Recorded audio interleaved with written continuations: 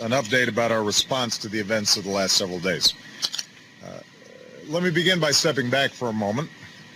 The relationship between the United States and Egypt goes back decades. It's rooted in our respect of Egypt as a nation, an ancient center of civilization, and a cornerstone for peace in the Middle East. It's also rooted in our ties to the Egyptian people, forged through a long-standing partnership.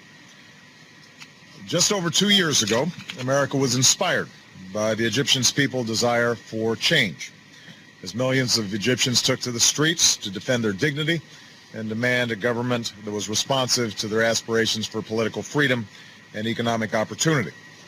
And we said at the time that change would not come quickly or easily, but we did align ourselves with a set of principles: nonviolence, a respect for universal rights, and a process for political and economic reform.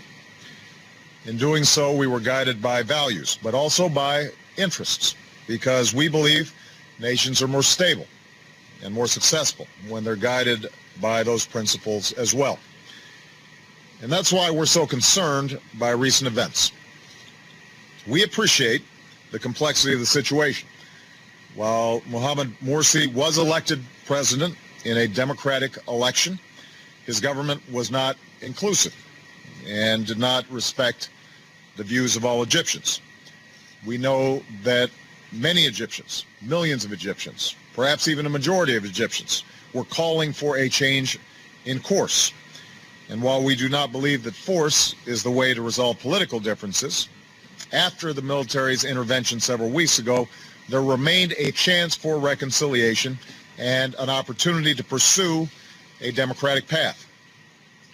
Instead, we've seen a more dangerous path taken through arbitrary arrests, a broad crackdown on Mr. Morsi's associations and supporters, and now, tragically, violence that's taken the lives of hundreds of people and wounded thousands more.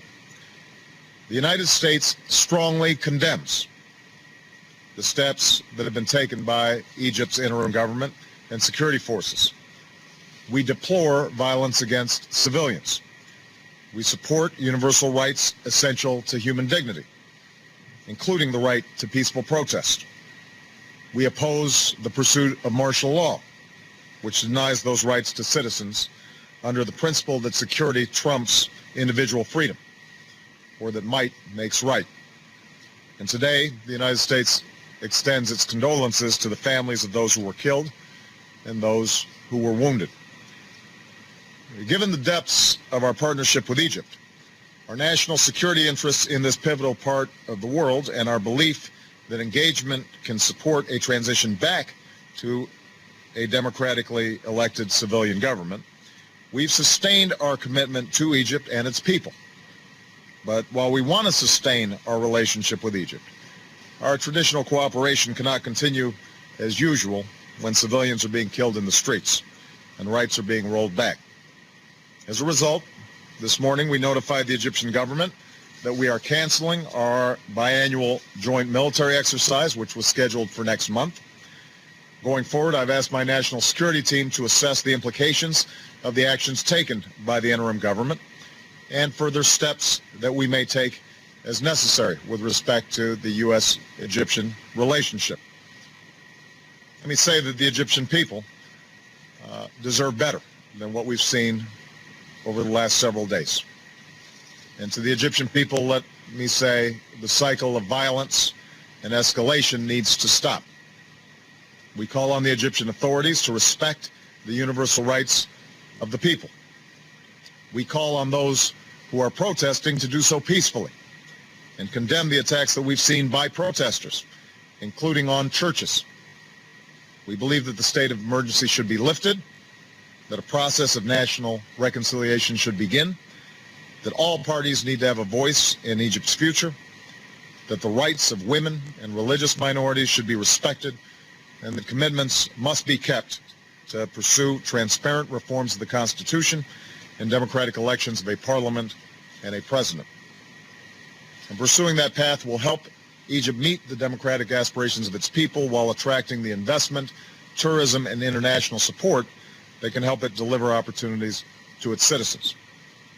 Violence, on the other hand, will only feed the cycle of polarization that isolates Egyptians from one another and from the world, and that continues to hamper the opportunity for Egypt to get back on the path of economic growth.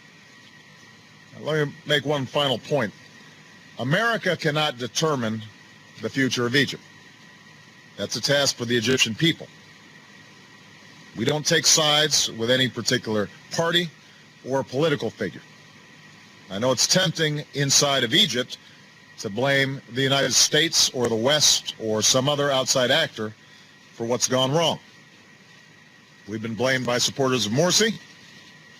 We've been blamed by the other side as if we are supporters of Morsi. That kind of approach will do nothing to help Egyptians achieve the future that they deserve. We want Egypt to succeed.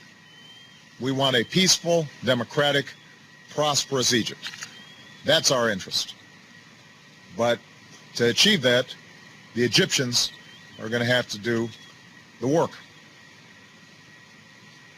We recognize that change takes time, and that a process like this is never guaranteed. There are examples in recent history of countries that are transitioned out of a military government towards a democratic government, and it did not always go in a straight line, and the process was not always smooth.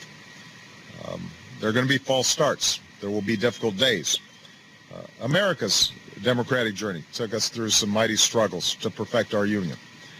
From Asia to the Americas, we know that democratic transitions are measured not in months or even years, but sometimes in generations. So in the spirit of mutual interest and mutual respect, I want to be clear that America wants to be a partner in the Egyptian people's pursuit of a better future, and we are guided by our national interest in this long-standing relationship. But our partnership must also advance the principles that we believe in, and that so many Egyptians have sacrificed for these last several years, no matter what party or faction they belong to.